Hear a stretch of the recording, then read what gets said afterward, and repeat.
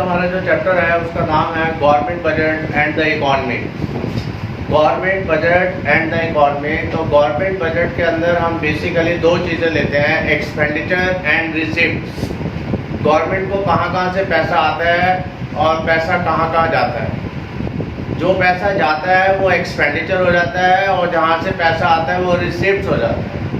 तो अभी हम उसको डिटेल में पढ़ेंगे। सबसे पहले हम देखेंगे what is the meaning of government budget. Government budget is a statement. It is a statement.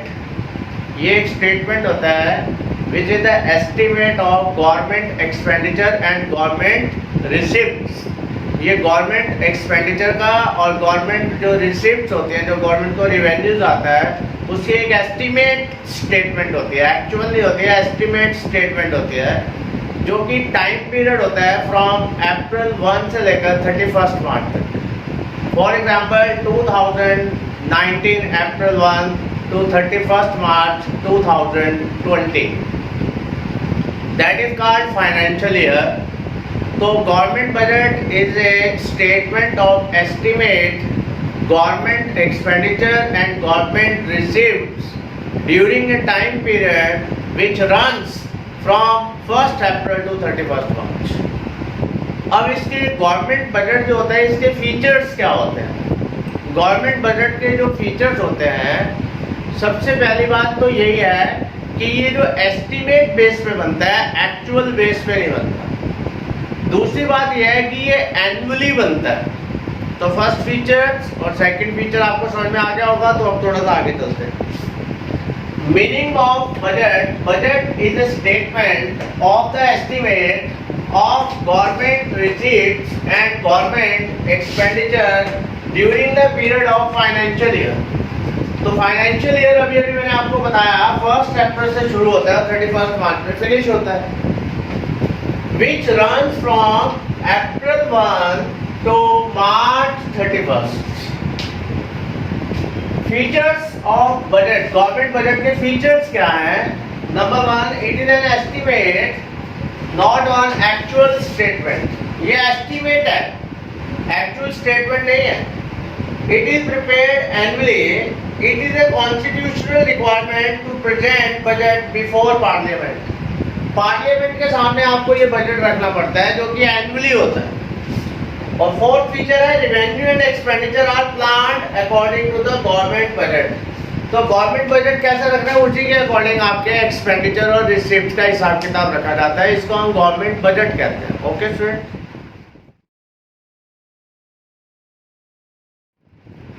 Okay student, अब हम देखेंगे कंपोनेंट्स ऑफ बजट क्या होते हैं, structures and components of budget. तो उसका मैं आपके सामने एक चार्ट का डिटेल बता रहा हूँ कि जो जो हम इसमें पढ़ेंगे, तो आपकी रिसिप्ट्स कितनी टाइप्स की होंगी और आपके एक्सपेंडिचर कितने टाइप्स के होंगे, उसको हम देखते हैं। तो जो रिसिप्ट्स हैं उसको हम बजट रिसिप्ट्स कहते हैं, और जो एक्सपेंडिचर है उसको हम बजट एक्सपेंडिचर्स कहेंगे। और जो आपकी रिसिप्ट्स हैं वो दो तरह की होती हैं, एक रिवेन्यू रिसिप्ट होंगी और एक कैपिटल रिसिप्ट होंगी। और जो एक्सपेंडिचर है ऐसे उसमें भी ग्रुप्स होंगे, जैसे कि revenue expenditure and capital nature expenditure, development expenditure and non development expenditure, plan expenditure and non plan expenditure. तो अब हम इसका एक कोई चार्ट देख लेते हैं। Okay students, structures and components of budget. Structures and components of budget.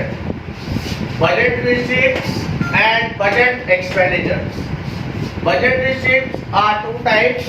Number 1, revenue receipts and capital receipts. तो सेम इसी टाइप से आपका है बजट एक्सपेंडिचर। बजट एक्सपेंडिचर आपका क्या हो जाएगा, revenue expenditure and capital nature expenditure. Next group है development expenditure, non development expenditure. Next group है आपका plan expenditure and non plan expenditure, right.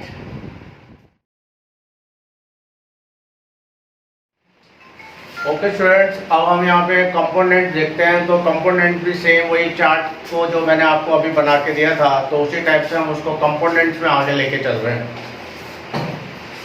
There are 2 components of budget. Budget receipts, जैसे अभी मैंने आपको बताया था कि बजट रिसिप्ट्स भी होते हैं और बजट एक्सपेंडिचर्स भी होते हैं। Budget receipt it has two parts. तो इसमें आपके दो पार्ट होते हैं। सबसे पहले हम बजट रिसिप्ट पढ़ रहे हैं। तो budget receipt it has two part, revenue receipt and capital receipt. जैसे हम पहले ही बात कर चुके हैं, अभी हम इसको डिफाइन भी करेंगे कि रिवेन्यू रिसिप्ट क्या होता है और कैपिटल रिसिप्ट क्या होता है। Second point is the budget expenditure. Budget expenditure में भी अभी हम चार्ट में पढ़कर आए हैं। तो बजट एक्सपेंडिचर्स में भी आपके पास डिफरेंट टाइप्स के एक्सपेंडिचर्स हैं। पहला ग्रुप है revenue expenditure and capital expenditure. Second है development expenditure and non development expenditure. Third is the plan expenditure and non plan expenditure. अब सबसे पहले हम कंपोनेंट ले रहे हैं बजट रिसिप्ट के ऊपर आ रहे हैं। Meaning of budget receipt. Budget receipt ये बताता है कि आपके पास जो टोटल गवर्नमेंट को मनी रिसिप्ट होती हैं उनको हम बजट रिसिप्ट कहते हैं। और जो बजट रिसिप्ट होती है वो दो तरह की होती है। एक तो रिवेन्यू रिसिप्ट होती है और एक कैपिटल रिसिप्ट होती है, जो अभी हम इसको डिफाइन करेंगे कि रिवेन्यू रिसिप्ट क्या होती है और कैपिटल रिसिप्ट क्या होती है। तो पहले हम देख लेते हैं कि बजट रिसिप्ट क्या है। Budget receipt refers to the estimated money receipt. Estimated money receipt जो गवर्नमेंट को आएगी। जैसे हम एक आम आदमी सोचते हैं कि मैं इस साल में कितना पैसा कमाऊंगा, of the government from all sources, सभी सोर्सेस से। जैसे एक आम आदमी सोचते हैं कि मैं कितना पैसा कमाऊंगा ड्यूरिंग द फिस्कल ईयर, जो कि 1 अप्रैल को शुरू होता है और 31 मार्च को फिनिश हो जाता है। 1 अप्रैल में शुरू होगा।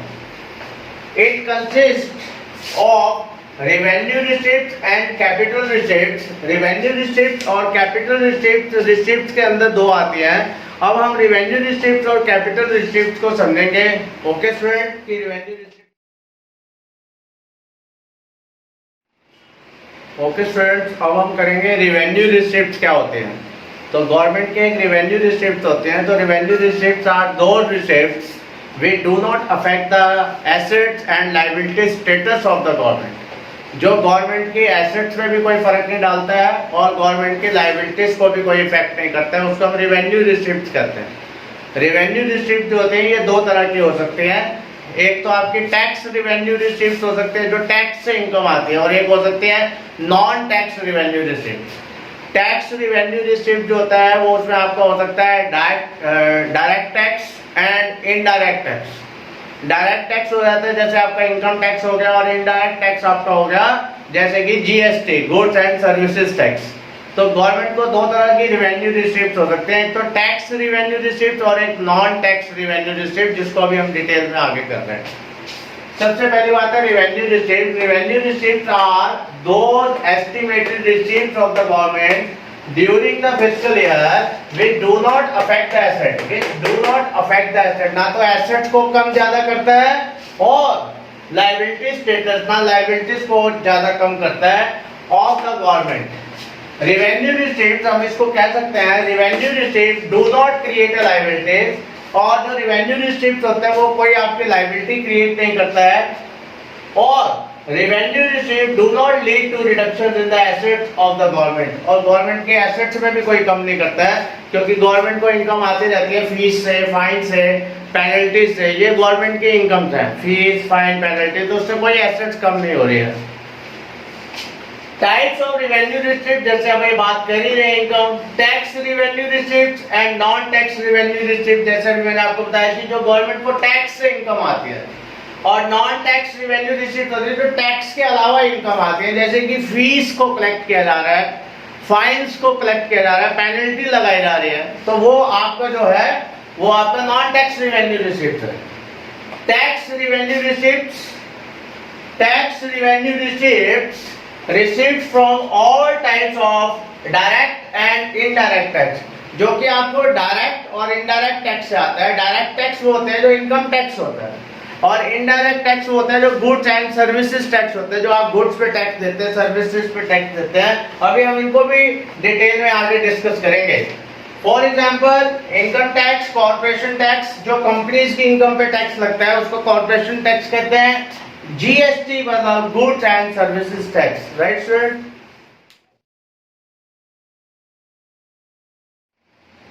ओके स्टूडेंट, अब गवर्नमेंट की जो आ जाती है वो टैक्स रिसिप्ट्स क्या होती हैं। तो tax receipt is the compulsory payment होती है. Tax receipt is the compulsory payment which is impose by the government on household, individual and firms, and tax is paid to the government directly and indirectly. तो tax is the compulsory payment. First thing इसमें से ये निकल कर आती है कि जो टैक्स है वो कंपल्सरी पेमेंट है विच is impose by the government.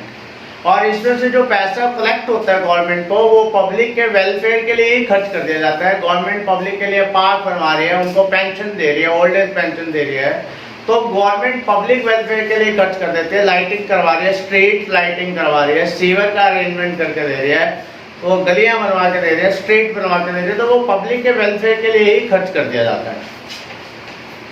A tax is the compulsory payment. Very first thing is the tax is the compulsory payment made by an individual, household or a firm to government without anything corresponding in return. हम government को जो tax देते हैं वो transfer payment हो जाते हैं, क्योंकि गवर्नमेंट को हम एक टाइप से फ्री में दे रहे हैं, वन साइडेड है. Its main features are it is a compulsory. Tax is spend for public welfare. जो पैसा आता है वो पब्लिक के वेलफेयर के लिए हम खर्च कर देते हैं. Tax are impose legally according to the law of land. जो आपके देश का लॉ है, हिंदुस्तान का, इंडिया का जो लॉ है, उसके अकॉर्डिंग जो हम पैसा टैक्स ले सकते हैं पब्लिक से, उसको लीगली हो जाता है. There is no proportionate relation between the tax and the social benefit. यहाँ पे टैक्स और सोशल बेनिफिट में कोई प्रोपोर्शनल रिलेशन नहीं है. ऑफर्ड कॉरस्पॉन्डिंगली, किसी को ज्यादा बेनिफिट हो सकता है, किसी को कम बेनिफिट हो सकता है. टैक्स बेसिकली जो होता है वो रिच पीपल्स पे लगाया जाता है, जो टैक्स पे कर सकता है मिडिल क्लास पे, और वहां से वो पैसा लेकर एक पुअर व्यक्ति पे खर्च कर दिया जाता है.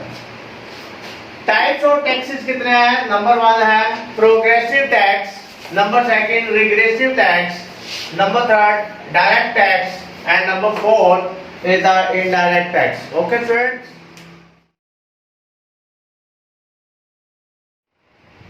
Okay friends, अब हम स्टेप बाय स्टेप सभी टैक्सेस को एक्सप्लेन करेंगे. तो सबसे पहले हम जो टैक्स ले रहे हैं उसका नाम है प्रोग्रेसिव टैक्स. प्रोग्रेसिव का मतलब होता है जैसे जैसे आपकी इनकम बढ़ेगी वैसे वैसे आपका टैक्स रेट भी बढ़ता जाएगा.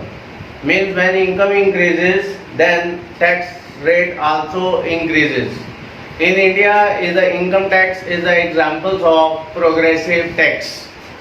आपके पास इंडिया में कुछ इनकम ऐसी होती है जिसके ऊपर आपका टैक्स नहीं लगेगा. फॉर एग्जांपल 2,50,000 पे आपको कोई टैक्स नहीं देना है.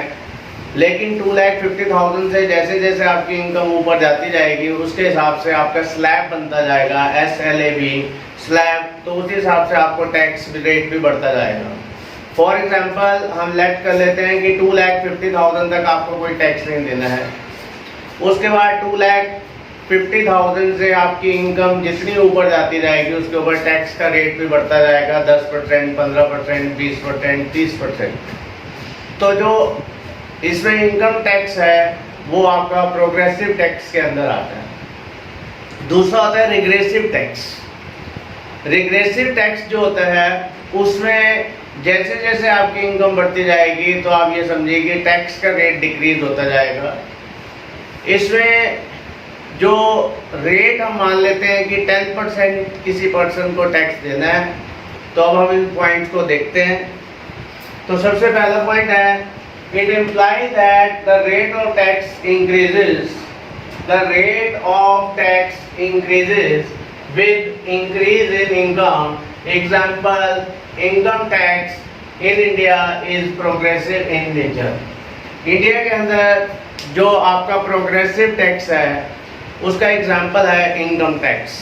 तो इनकम टैक्स जैसे जैसे आपकी इनकम बढ़ेगी वैसे वैसे आपका टैक्स भी बढ़ता जाएगा. Next point is the regressive. It implies that the rate of tax decreases. Rate of tax decreases with increase in income. Tax which cause greater real burden on poor. Real burden on poor compared to the rich. यहाँ पर क्या होता है, गरीब व्यक्ति जो है, जो पुअर पर्सन है, उसके ऊपर टैक्स का बर्डन ज़्यादा होता है और अमीर पे कम होता है. कैसे? For example it implies that the incidence of tax decreases with increase in income. For example, if the rate of tax is 10% for all, सभी के लिए 10% rate है for all, then a person earns rupees 10,000 per month, he will have more burden than who earns rupees 1 lakh per month. एक व्यक्ति 1 लाख रुपए per month कमाता है तो इसका मतलब वो साल का अर्न कर रहा है 12 लाख रुपीस, और जो एक पुअर पर्सन है फॉर एग्जांपल वो आपका 10,000 रुपीस कमाता है तो उसका साल में 1,20,000 हुआ। तो दोनों में ही टैक्स का जो बर्डन है वो 10% है, लेकिन उसका जो बर्डन है वो कम इनकम वाले के लिए ज़्यादा होगा, और जिसकी इनकम ज़्यादा है उसके ऊपर वो टैक्स का बर्डन कम होगा, इसलिए हम इसको रिग्रेसिव कहते हैं। अब हम आ जाते हैं आपका डायरेक्ट टैक्स क्या होता है। डायरेक्ट टैक्स आर दो tax which can not be shifted on others, जिसमें इंसिडेंस और इम्पैक्ट एक ही व्यक्ति के ऊपर रहता है, अलग अलग व्यक्ति के ऊपर नहीं होगा, like income tax.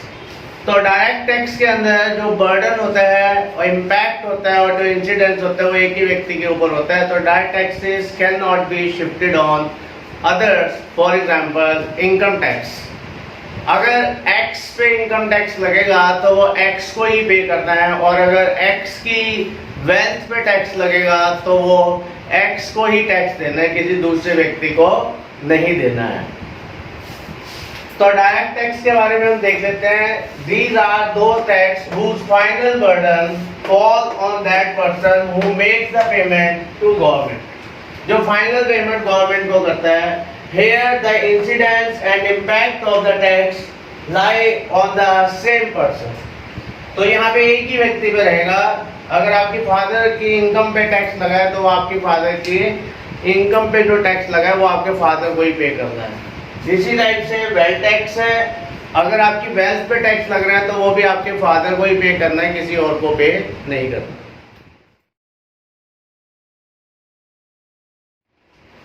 Okay student, अब हम इनडायरेक्ट टैक्स करेंगे और डायरेक्ट टैक्स और इनडायरेक्ट टैक्स में डिफरेंस भी करेंगे। तो इनडायरेक्ट टैक्सेस होते हैं जिनका हम बर्डन दूसरों पे शिफ्ट कर सकते हैं, जिसका इम्पैक्ट किसी एक व्यक्ति पे होता है और इंसिडेंस किसी और पे होता है। फॉर एग्जांपल इनडायरेक्ट टैक्स हो गया गुड्स एंड सर्विस टैक्स, जिसको पहले हम सेल टैक्स और वैट वगैरह के नाम से जानते थे। इसमें क्या होता है कि अगर हम एक व्यक्ति पे टैक्स लगाते हैं तो वो उसका बर्डन किसी और पे लगा देते हैं। जैसे हम केमिस्ट वाले के पास जाते हैं मेडिसिन लेने के लिए, तो जो गवर्नमेंट है वो टैक्स लगाती है केमिस्ट वाले पे, और केमिस्ट वाला आपने देखा होगा उसमें आपने वो बिल में टैक्स जोड़कर आपके ऊपर दे देता है। तो फाइनल बर्डन मतलब कि कंज्यूमर्स पे निकलेगा, जो अल्टीमेट कंज्यूमर्स है जिसको आगे सेल नहीं करनी है। तो इनडायरेक्ट टैक्स जो होता है वो गुड्स पे लगता है और सर्विसेज पे लगता है, इसलिए उसको इनडायरेक्ट कहते हैं। मतलब कि एक व्यक्ति पे टैक्स लगा, उसने उसका फाइनल बर्डन किसी और पे शिफ्ट कर दिया। डायरेक्ट टैक्स में जो बर्डन होता है वो आप दूसरे पे शिफ्ट नहीं कर सकते, उसमें जो इम्पैक्ट और इंसिडेंस होता है वो सेम पर्सन पे होता है। Okay students, these are those tax which are paid to the government by one person, but their impact of tax lie on the different persons. इसको एक बार हम देख लेते हैं। These are those tax which are paid to the government by one person, but their burden is borne by another person. Here the incidence and impact of the tax on the different person, for example goods and service tax, GST. तो GST में क्या होता है, आप mobile phone लेने जाते हैं, mobile phone में उसमें आपका प्रोड्यूसर पे टैक्स लगता है, प्रोड्यूसर दुकानदार पे लगाता है, दुकानदार फाइनल बर्डन आप पे शिफ्ट कर देता है टैक्स लगाकर, क्योंकि आगे आपने उसको सोल्ड नहीं करना है। तो आप अल्टीमेट कंज्यूमर हैं, आप फाइनल कंज्यूमर हैं, जो फाइनल बर्डन होता है वो आप पे चला जाता है। ओके स्टूडेंट्स, अब हम आ जाते हैं difference between direct tax and indirect tax, जिसके बारे में मैंने आपको ऑलरेडी बता दिया। First is the meaning, these are those taxes whose final burden falls on that person who makes the payment to the government, like income tax. अगर Mehta sir की income पे टैक्स लगता है तो वो मेहता सर को टैक्स देना है, और आपकी पापा की इनकम पे टैक्स लगता है तो वो उन्हीं को ही देना है। These are those taxes which are paid to the government by one person, but their burden is borne by another person. तो मैंने पहले भी आपको बताया कि इनडायरेक्ट टैक्स में बर्डन फाइनल कंज्यूमर पे गिरता है, लेकिन जो इम्पैक्ट और इंसिडेंस होता है डायरेक्ट टैक्स में वो एक ही व्यक्ति पे होता है। Incidence and impact of tax, incidence and impact of the tax lie on the same person. इसमें आपका सेम पर्सन के ऊपर हो रहा है। इसमें incidence and impact of tax on the different person, जो कि दोनों अलग अलग होते हैं। केमिस्ट वाला हो गया और आपने उससे मेडिसिन खरीदी, उसने आप पे बिल में टैक्स जोड़ के लगा दिया। शिफ्ट ऑफ बर्डन, अभी मैंने आपको पहले बताया है कि जो डायरेक्ट टैक्स है, the impact of direct tax can not be, इसमें आप शिफ्ट नहीं कर सकते, एक ही व्यक्ति को देना पड़ेगा। For example income tax, the impact of indirect tax can be shifted, इसमें आप दूसरे पे शिफ्ट कर सकते हैं।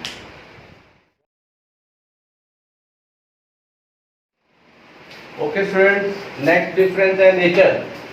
Direct tax are generally progressive in nature. तो जो डायरेक्ट टैक्स होते हैं वो प्रोग्रेसिव होते हैं। प्रोग्रेसिव का मतलब यही होता है कि बेटे जैसे जैसे आपकी इनकम बढ़ेगी, जैसे जैसे आपकी इनकम Y4 इनकम, वैसे वैसे आपका टैक्स भी बढ़ेगा, T4 टैक्स। तो ये प्रोग्रेसिव नेचर होते हैं। जैसे मैंने आपको पहले भी बताया कि जो इनकम टैक्स होता है वो प्रोग्रेसिव होता है। प्रोग्रेसिव की आपने डेफिनेशन भी पढ़ ली है कि जैसे जैसे इनकम बढ़ेगी वैसे वैसे टैक्स रेट भी बढ़ेगा। Indirect taxes are generally regressive in nature. जैसे फॉर एग्जांपल कि हम कुछ एक पेन लेने जाते हैं तो उसमें जो रिच पर्सन होगा उस पर जो टैक्स का बर्डन होगा वो कम होगा क्योंकि उसकी इनकम ज़्यादा है, और जो एक पुअर पर्सन है अगर वो भी ये पेन लेने जाता है उस पर भी टैक्स लगता है तो उसकी इनकम कम है, उसके हिसाब से वो जो टैक्स सेम पे करेगा उसको वो टैक्स ज़्यादा फील होगा, उसके ऊपर बर्डन ज़्यादा होगा। तो यानी कि इनडायरेक्ट टैक्स जो होते हैं, गुड्स एंड सर्विस टैक्स, वो पुअर पर्सन के ऊपर ज़्यादा बर्डन छोड़ते हैं compare to the rich person. Effect on the market price, जो डायरेक्ट टैक्स होते हैं वो बिल्कुल भी मार्केट प्राइस से उनका कोई लेना देना नहीं होता है कि मार्केट में स्पेंड का रेट क्या हो जाएगा, कम हो जाएगा या ज़्यादा हो जाएगा, और डायरेक्ट टैक्स से कोई फर्क नहीं पड़ेगा। लेकिन जो इनडायरेक्ट टैक्स होते हैं वो डायरेक्ट एंड पॉजिटिव इम्पैक्ट छोड़ते हैं गुड्स के ऊपर, जो कमोडिटीज होती है, जो सर्विस होती है। इनडायरेक्ट टैक्स लगने के कारण जो आपका प्रोडक्ट होता है उसके प्राइसेस बढ़ जाते हैं। Indirect taxes have a direct and positive effect on the market price of the product. Indirect tax जितने ज़्यादा बढ़ेंगे मार्केट प्राइस उतना ज़्यादा हो जाएगा।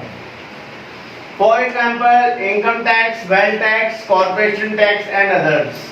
इनकम टैक्स जो होता है वो डायरेक्ट टैक्स में, क्योंकि उसमें इम्पैक्ट और इंसिडेंस एक ही पर्सन के ऊपर है। Goods and service tax indirect tax है क्योंकि इसमें इम्पैक्ट किसी और पे है और इंसिडेंस किसी और पे है। तो ओके स्टूडेंट, अब हम नेक्स्ट क्वेश्चन कर रहे हैं non tax revenue receipts. Non tax receipts, अब जो नॉन टैक्स रेवेन्यू रिसिप्ट है आपकी, उसमें क्या होता है कि जो आपका बर्डन है, जो आपकी इनकम आती है गवर्नमेंट को, वो टैक्स के अलावा इनकम कहाँ कहाँ से आती है, टैक्स के अलावा। तो अब हम देखते हैं स्टूडेंट इसको। Non tax receipts, these are the receipts which are received from sources other than tax. तो इसमें अगर आप ध्यान से देखेंगे तो आपको इनकम तो आ रही है, बट कहाँ से आ रही है, other than tax, like fees, fine, escheat, जिनको अभी हम एक्सप्लेन करेंगे। फीस का मतलब है आप कोर्ट में जाते हैं, वहाँ अपनी फीस भरते हैं, कोई आपको रजिस्ट्रेशन करवाना है उसकी आप फीस भरते हैं। इसी वजह से फाइन्स हैं, आपने कुछ ऐसा गलत एक्टिविटीज कर दी जिसके कारण आपको फाइन भरना पड़ेगा। तो ये गवर्नमेंट की जो इनकम्स होती हैं ये टैक्स के अलावा होती है, मतलब कि टैक्स से नहीं होनी चाहिए, टैक्स के अलावा होनी चाहिए। तो पहला पॉइंट है fees, licence and permit. Fees, a fee is a payment to the government for services rendered to public. जो गवर्नमेंट पब्लिक को सर्विसेज रेंडर करती है उसके लिए आपको फीस भरनी पड़ती है, लाइक लैंड रजिस्ट्रेशन फीस आप अपना मकान लेते हैं, उसका आपको रजिस्ट्रेशन करवाना पड़ता है, रजिस्ट्री करवानी पड़ती है, उसकी फीस भरने, birth and death registration fees लगती है, एंड कोर्ट फीस, आप कोर्ट में जाते हैं, कोई एक्टिविटीज है वो आपको देनी पड़ती है। ओके स्टूडेंट, नेक्स्ट पॉइंट हमारा है लाइसेंस एंड परमिट फीस। जैसे आपको ड्राइव करना है, आपको कार का लाइसेंस बनवाना है, तो कार के लाइसेंस के लिए भी आपको पे करना पड़ेगा, उसकी फीस भी देनी पड़ेगी, तो उसको हम लाइसेंस फीस कहते हैं। अगर आपको कोई गन्स अपने पास रखनी है अपनी सेफ्टी के लिए, तो उसके लिए भी आपको क्या करना पड़ेगा, लाइसेंस लेना पड़ेगा। इसी प्रकार से अगर आपको कोई और गाड़ी बाहर लेके जानी है, आपको दिल्ली से बाहर, या आपको नेशनल परमिट चाहिए, तो उसके लिए भी आपको परमिट फीस भरनी पड़ेगी, तो उसको हम कहते हैं licence and permit fees. It is a payment to government to seek permission for something. हाँ जी, सीक परमिशन, उसके लिए आपको कोई परमिशन लेनी है। For example, licence fees paid to get licence to drive vehicles और for permission of keeping a gun and others. अगर आपने अपने पास कोई गन रखना चाहते हैं, या आपने कोई अपना कार वगैरह ट्रक चलाने के लिए आपको कुछ भी, या बाइक चलाने के लिए लाइसेंस चाहिए, तो उसकी भी आपको फीस भरनी पड़ेगी, उसको कहते हैं लाइसेंस एंड परमिट फीस। एसचीट, ये एक स्पेशल टाइप की नॉन टैक्स रिवेन्यू रिसिप्ट है। एसचीट का मतलब होता है कि जब कोई व्यक्ति विदाउट लीगल हेयर्स, उसका कोई उत्तराधिकारी नहीं है और उसकी डेथ हो जाती है और उसका कोई भी रिलेटिव नहीं है दूर दूर तक, तो उसकी जो एसेट्स होती है वो सारी की सारी गवर्नमेंट के पास चली जाती है और वो गवर्नमेंट की नॉन टैक्स रिवेन्यू रिसिप्ट्स बन जाती है। इसको हम एसचीट कहते हैं। तो एक बार हम दोबारा बता दें कि जब कोई व्यक्ति अपना कोई बिना लीगल हेयर्स बनाए अपना उत्तराधिकारी बनाए, या उसका कोई रिलेटिव्स वगैरह नहीं है और उसकी कोई वो मर जाता है, उसकी डेथ हो जाती है, तो उसकी जितनी भी एसेट्स होती है वो गवर्नमेंट के पास चली जाती है और वो गवर्नमेंट की इनकम बन जाती है। नेक्स्ट पॉइंट है फाइन्स एंड पेनल्टीज। कभी कभी आप कोई कानून तोड़ते हैं, ब्रेक द लॉ, आप रेड लाइट क्रॉस करते हैं या कुछ और ऐसा कुछ काम करते हैं, तो उसके ऊपर आपको फाइन्स एंड पेनल्टीज भरनी पड़ती है। तो ओके स्टूडेंट, इनको स्टेप बाय स्टेप देखते हैं। Escheat, it refers to that income of the government which occurs out of the property which does not have a legal heir, जिसके लिए कि उसका कोई लीगल हेयर नहीं होता, which does not have a legal heir, कोई उत्तराधिकारी नहीं है, तो income from such property belongs to the government. तो ये जो प्रॉपर्टी होती है, ये जो एसेट्स होती है, ये गवर्नमेंट की हो जाती है, बिलोंग टू द गवर्नमेंट। ठीक है। Fines, these are those payments which are made by those who break the law। जैसे कि आप रेड लाइट क्रॉस करते हैं या कोई और ऐसा कुछ काम करते हैं जिसमें कि लॉ ब्रेक होता है, तो आपको फाइन लगेगी। It's actual aim is to force the people to be law abiding, यानी कि आप कानून का पालन करें, इसलिए आप पे टैक्स फाइन लगाया जाता है। It is determined by the government in an arbitrary manner depending on the degree of the offence. आपका ऑफेंस कितना है, उसी के हिसाब से गवर्नमेंट आपका जो टैक्स है वो फिक्स करती है कि टैक्स आपके ऊपर कितना फाइन लगाना है, वो उस ऑफेंस की डिग्री पे डिपेंड करता है। नेक्स्ट पॉइंट है गिफ्ट एंड ग्रांट्स। कभी कभी जो नेचुरल कैलामिटीज होती हैं, कभी फ्लड आ जाता है बहुत ज़्यादा, और कभी कभी अर्थक्वेक हो जाता है या सुनामी आ जाती है, तो उसके कारण देश में बहुत बर्बादी हो जाती है। तो उसके कारण हमें with in country and abroad gifts and grants आती हैं और वो गवर्नमेंट के इनकम का सोर्स बनता है, लेकिन ये परमानेंट सोर्स नहीं है, ये कभी कभी आता है। Government receive gift and grant from with in the country and abroad. This is not a permanent source of revenue, permanent source of revenue नहीं है। This is received generally during natural calamities like flood, earthquake and others. Right student?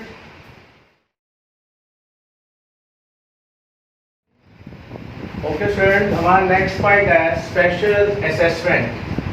Special assessment का मतलब होता है कि अगर government आपके area में कोई डेवलपमेंट एक्टिविटीज करती है, पार्क बनवाती है, स्कूल बनवाती है, कोई आईटी सेक्टर आपका डेवलप हो गया आपके एरिया में, कॉलेजेस खुल गए, तो उसके कारण जो आपके आसपास नियर बाय जो प्रॉपर्टी होगी, जो बिल्डिंग्स होंगी, जो मकान होंगे, उनकी वैल्यूज़ बढ़ जाएंगी या उनकी जो रेंटल वैल्यू है वो एप्रिशिएट हो जाएगी।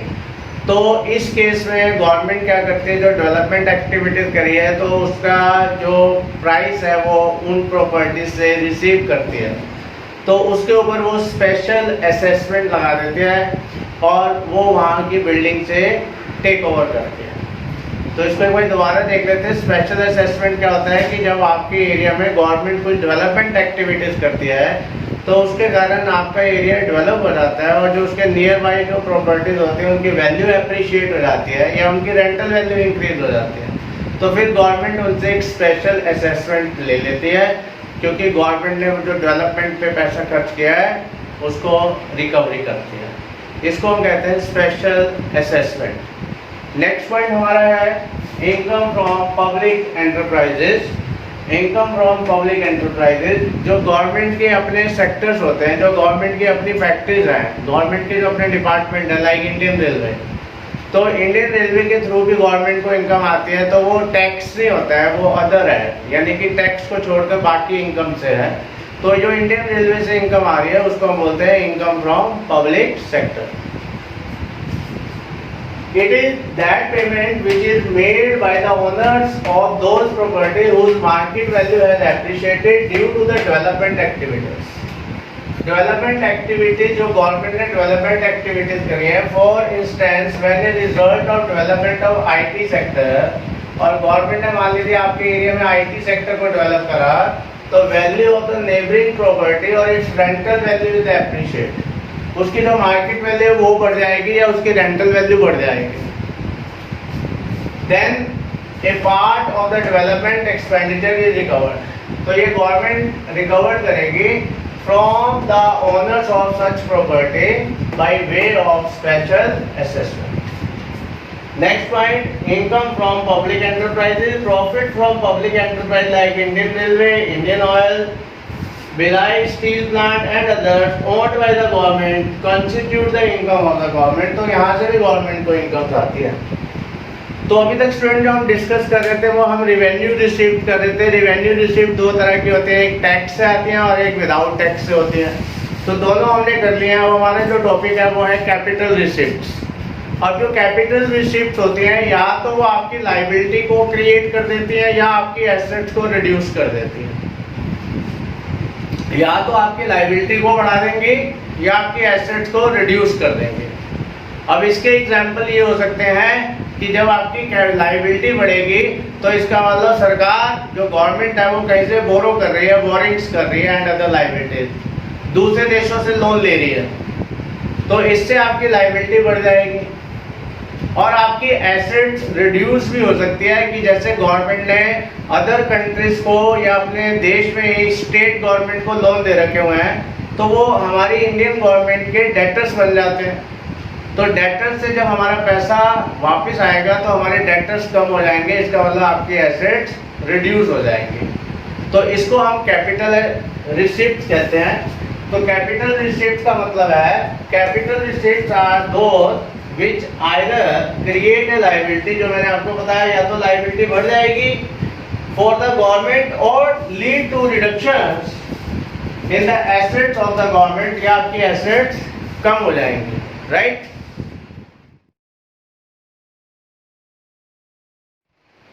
ओके स्टूडेंट्स, अब हम कर रहे हैं classifications of capital receipt. Classification of capital receipt में तीन पार्ट्स होते हैं। नंबर वन है recovery of loans, borrowings and other liabilities, and number third disinvestment। तो फर्स्ट पॉइंट हम कर रहे हैं student recovery of loan. Recovery of loan क्या होता है कि जो लोन होता है जो हमारी सेंट्रल गवर्नमेंट ने स्टेट गवर्नमेंट को लोन दिया होता है या अदर्स कंट्री को भी लोन दिया होता है, तो वो गवर्नमेंट के लिए डेटर्स बन जाते हैं और जब हम उनसे पैसे वापस लेते हैं अपने लोन के तो उसको हम कहते हैं रिकवरी ऑफ लोन्स, क्योंकि वो गवर्नमेंट के लिए डेटर्स होते हैं और जब डेटर्स हमारे कम होंगे तो हमारी एसेट्स भी कम होगी। Second point, first point recovery of loan, second point is the borings. कभी कभी हमारी सेंट्रल गवर्नमेंट भी दूसरी कंट्री से लोन लेती है इंटरनेशनल इंस्टीट्यूट से लोन लेती है, IMF से लोन लेती है, वर्ल्ड बैंक से लोन लेती है, अदर कंट्रीज से लोन लेती है, उसको हम बोरिंग्स कहते हैं, जिसके कारण हमारी कंट्री की जो लाइबिलिटी है वो इंक्रीज हो रही होती है। इस चीज़ का ध्यान रखना है, इसको हम बोरिंग्स एंड अदर लाइबिलिटीज कहते हैं। And third point, disinvestment. Disinvestment is the opposite of the investment.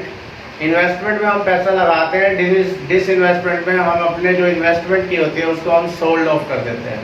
तो डिसइन्वेस्टमेंट का मतलब होता है कि जो गवर्नमेंट होती है वो अपना शेयर बेच देती है प्राइवेट सेक्टर्स को जो पब्लिक एंटरप्राइजेस में लगा होता है। डिसइन्वेस्टमेंट का मतलब होता है कि जो पब्लिक फैक्ट्रीज हैं, जो पब्लिक सेक्टर है, उसका पूरा पार्ट या कुछ पार्ट प्राइवेट सेक्टर को सेल ऑफ कर दिया जाता है, तो उसको हम प्राइवेटाइजेशन भी कह सकते हैं। इसके कारण भी गवर्नमेंट की जो एसेट्स हैं वो कम होती है। Recovery of loan. The debtors are the assets of the government. Recovery of loans causes a reduction in assets of the government. Hence, recovery of loan is a capital receipt. It is a non-debt creating capital receipt. इससे कोई डेप्ट नहीं हो रहा है, ये non-debt capital receipts है, क्योंकि हम कोई लोन तो ले ही नहीं रहे हैं। सेकेंड पॉइंट है borings and other liabilities. Borings create a liability for the government. मैंने जैसे पहले भी बताया कि आप अदर कंट्रीज से भी लोन ले सकते हैं और इंटरनेशनल इंस्टीट्यूट से भी ले सकते हैं, IMF से लोन ले सकते हैं, वर्ल्ड बैंक से लोन ले सकते हैं। इट इज ए डेप्ट क्रिएटिंग कैपिटल रिसिप्ट। तो ये डेप्ट हो जाता है, हमारे ऊपर कर्जा हो जाता है, बर्डन हो जाता है। And third point is important, disinvestment. Disinvestment occurs when government sells. जब गवर्नमेंट अपना सेल्स ऑफ कर देती है of it shares of public sector enterprises to private sectors. जब गवर्नमेंट सेल ऑफ कर देती है, sell off it shares of public sector, जो उनके पब्लिक सेक्टर है उसका हिस्सा enterprises to private sector, it is called privatisation, जिसको आप LPG वगैरह में भी पढ़ चुके होंगे, liberalisation, privatisation and globalisation. It causes reductions in the assets of the government. इससे गवर्नमेंट की एसेट्स कम होती है, क्योंकि disinvestment is the opposite of investment. It is a non-debt creating capital receipts. Okay students, तो उम्मीद करते हैं कि आज का आपको लेक्चर अच्छा लगा होगा, और लाइक करना मत भूलिएगा, और जिन्होंने अभी तक सब्सक्राइब नहीं किया है तो वो मेरे चैनल को सब्सक्राइब कर देंगे और शेयर कर देंगे।